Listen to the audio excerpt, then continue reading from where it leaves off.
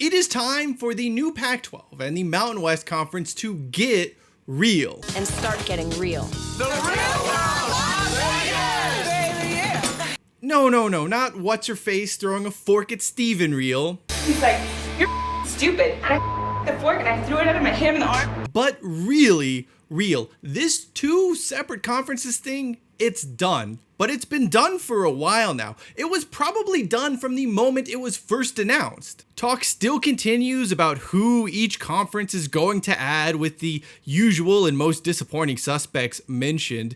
You wouldn't say the future for either the Pac-12 or Mountain West is particularly bright right now. There comes a point when one realizes they're pursuing a failing endeavor and they must make a decision. They can either raise their hand, admit they are wrong and stop doing that failing thing, or they can plow headfirst into more failure and trying to convince themselves things may still work out anyway. You can call this the Jason Garrett moment. Everyone who follows the NFL, including Cowboys owner Jerry Jones, knew this was not the head coach to get the team to the Super Bowl. Jones could have accepted that, owned the mistake, and admitted he got the coaching decision wrong, although he would have most likely went out, hired another ill-suited coach for the role because that's what Jerry Jones does in the 2000s. However, the Cowboys owner chose the opposite path. He stuck with Garrett, who carried on, unsurprisingly, in mediocre fashion for years before Jones meekly let his contract expire.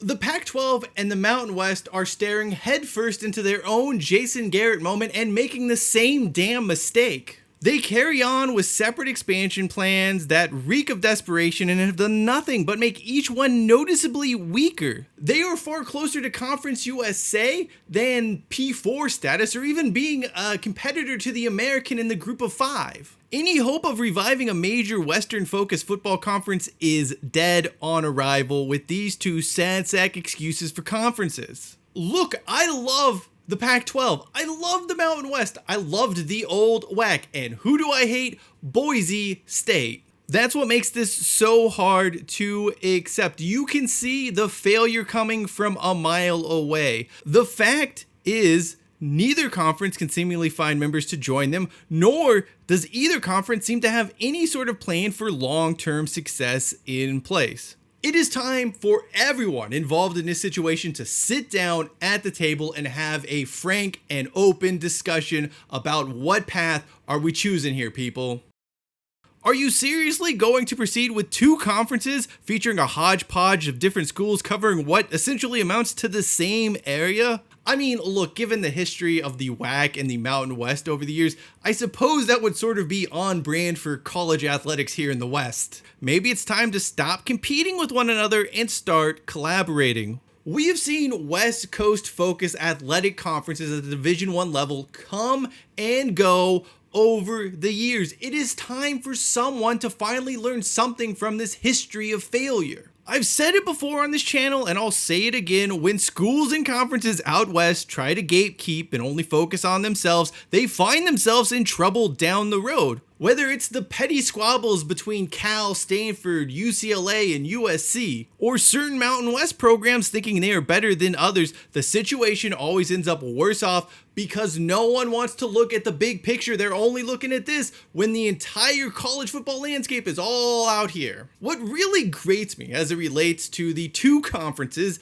various expansion plans, neither of which are particularly sound, is it has nothing to do with creating the best possible collection of schools and athletic programs, nothing about creating long-term sustainability or foundation for success. It's simply about finding different media markets that they can potentially throw in a pitch book to sell to television networks. Seriously, are neither of these conferences willing to extend an invite to New Mexico State? Look, I get their athletic program has certainly had its issues over the years, but this is an athletic program. This is a school that deserves to be a part of whatever you're trying to build. I mean, for the sake of Luke Babbitt, the Mountain West Conference would rather go out and destroy the MAC by adding Northern Illinois and Toledo because they somehow think DeKalb kind of counts as Chicago. It really doesn't, by the way. DeKalb is, yeah, kind of close to Chicago, but Let's be real, Northern Illinois, the footprint they have in Chicago is minimal. Meanwhile, the Pac-12's delusions of grandeur for reviving their own fortunes has been met with doors slamming in their faces from Memphis to Vegas and all points in between. Neither can seem to get up to 10 football playing members, the Pac-12 struggling to find 8 schools with football teams.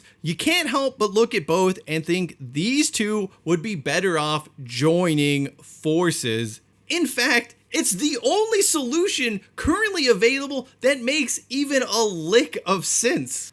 To that end, you have 17 schools, open an invitation to 3 more, or however many you really want to get up there, but focus on the West. Sac State, UC Davis. Why don't you come tell us a little bit more about your plans and how you think you're capable of working your way up to the FBS. Other schools in Texas, North Texas, Texas State, Sam Houston State, whatever the case may be, Tarleton State, whoever, chat with us. Let us know your plans. See if you're a good fit for what we're doing over here. New Mexico State, would love to have you.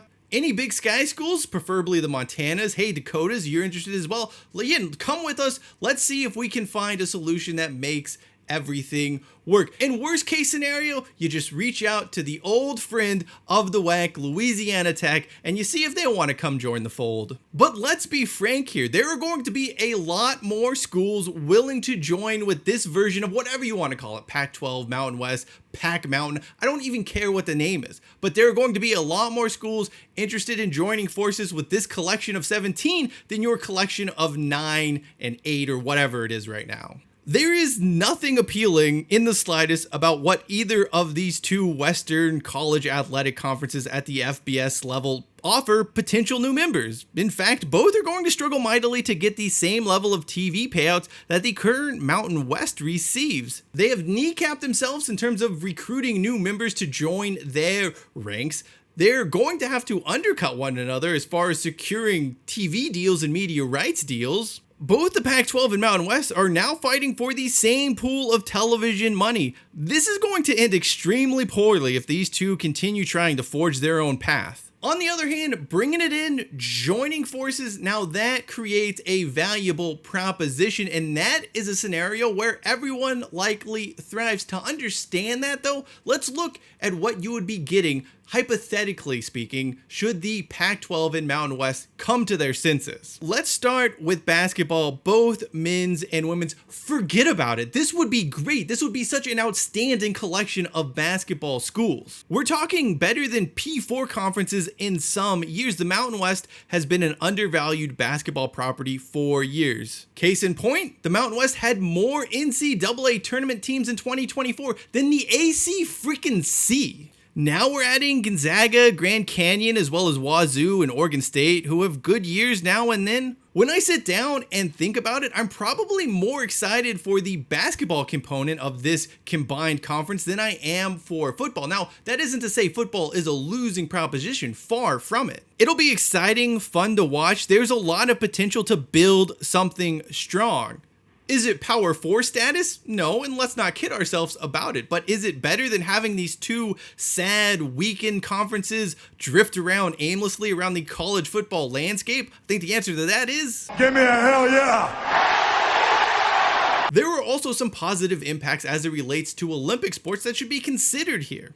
You can make these more regionally focused and reduce travel costs. You don't need to have all 20 teams play all 20 teams. You can sort of separate them by geography. And that makes a lot of sense as well. So what is stopping this from happening? What is preventing what pretty much seems to all parties involved like a good idea? I believe that right now, the only thing stopping a joint Pac-12 Mountain West Conference from forming is the leadership of each conferences who are desperately trying to cling on to their jobs at this point.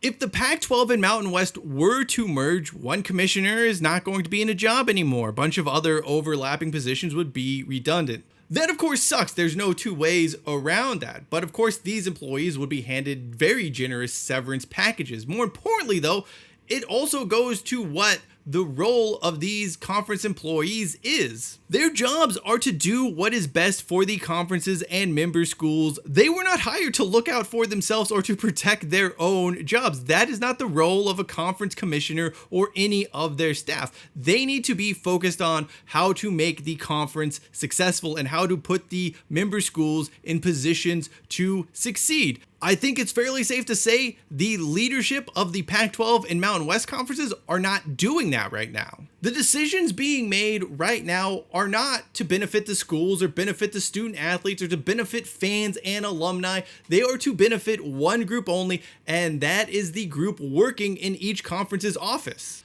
I keep trying to figure out how I can describe the situation from a fan standpoint. How do you quantify it as is being a West Coast college athletics fan? And the best way I have found is this.